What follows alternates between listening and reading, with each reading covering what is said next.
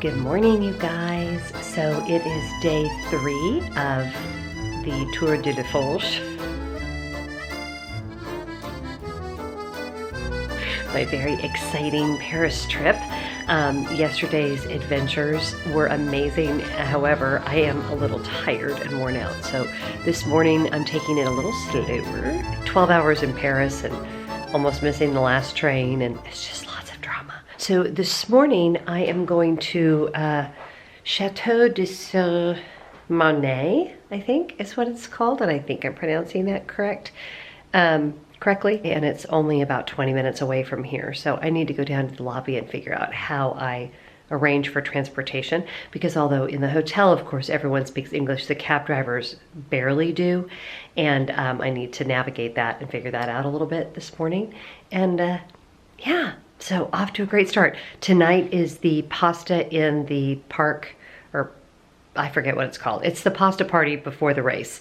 So I have to print out my voucher. If you ever do a Disneyland Paris event, they're very big on the printing out of the vouchers for everything. So I have to make sure I go print that out. I can't just show it to them on my phone. So I'm gonna do that downstairs, have my breakfast, and then it's off to our chateau.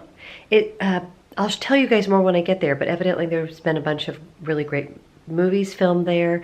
And I think once I'm there, I'm gonna recognize it. So I'm excited.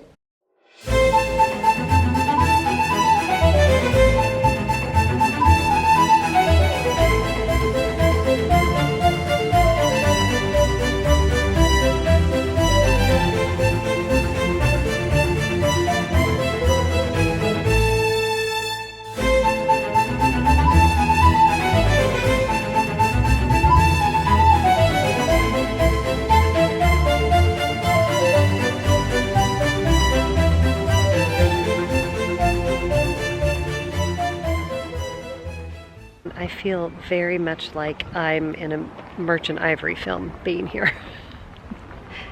It's very quiet. Like I was the only one in the house for a good 30 minutes, which was a little weird, but in a very cool way. And in each exhibit, they have the movies that were filmed here. And I need to get a full list. I'll see if I can insert that here for you guys. But now I'm going out into the gardens, which are kind of, I think, the highlight of this. It was a hunting estate in the 17th century, and it was a private home until 1960s. The history of it I'm gonna botch for sure, but I know that it was in the hands of several different dignitaries, and there were a lot of state dinners here when Charles de Gaulle was president.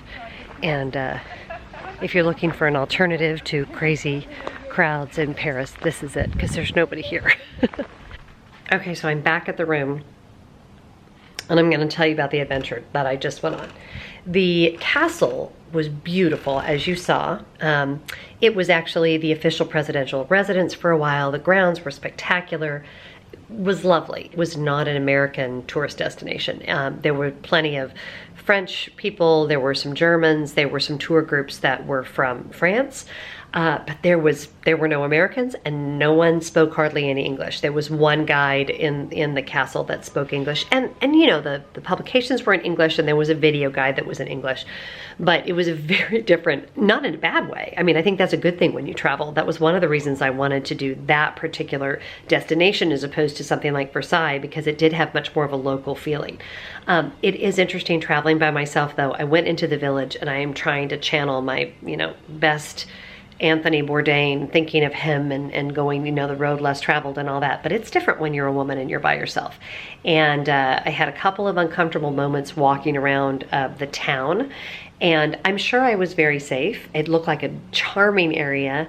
It's a Saturday afternoon. There was no reason for me to be concerned, but I just didn't feel comfortable. So it was a $100 cab ride there and back. It's about 20 minutes, so it's like $50 to go 20-minute cab ride. So do know that, but if a train doesn't go to a place, it's gonna cost you a fortune to get there. I could have taken the bus, but on the weekends, I'm finding the schedules are different, and I just didn't feel comfortable doing that. So another adventure tip with Jen, if you're traveling by yourself, at least if you're new at it, maybe as I get my sea legs, I'll get more confident with all that. But maybe consider going just to the places where you know it's a very international experience, and or you know, you could take a tour bus or something along those lines. But I was a little insecure. I think I need to do a whole like tips and tricks for traveling alone in France.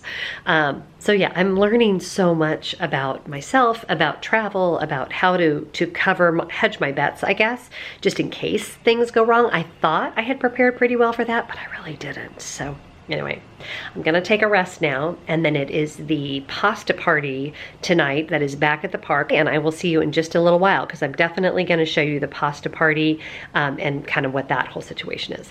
Okay, you guys, so I just got to the Hotel New York, which is where the pasta dinner is.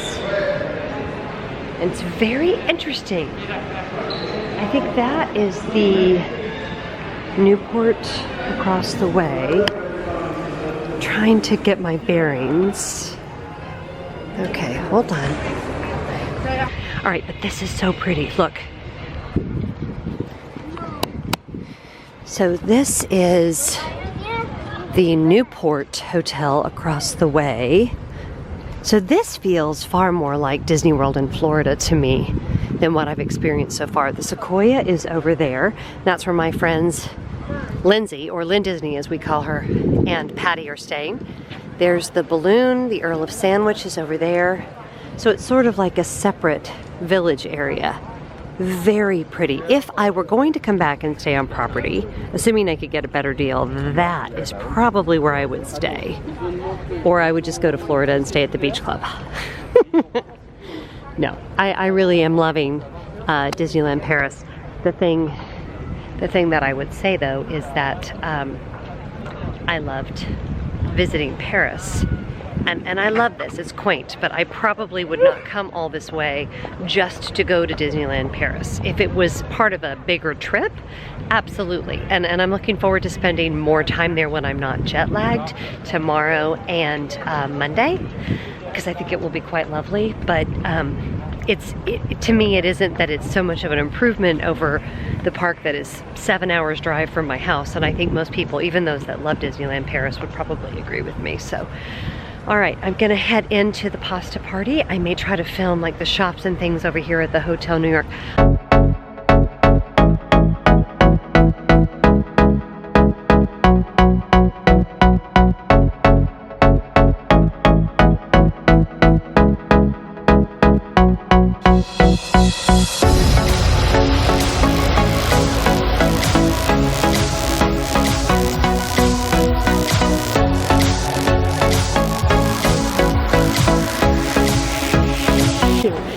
How you feeling? So tired.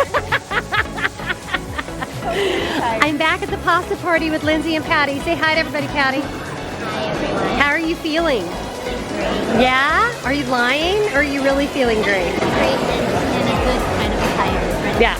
Yeah, and Patty just got back from Vietnam before she came here, so you know, why not? I'm ready to sleep. Why not, Patty? It's like a baby. I'm ready.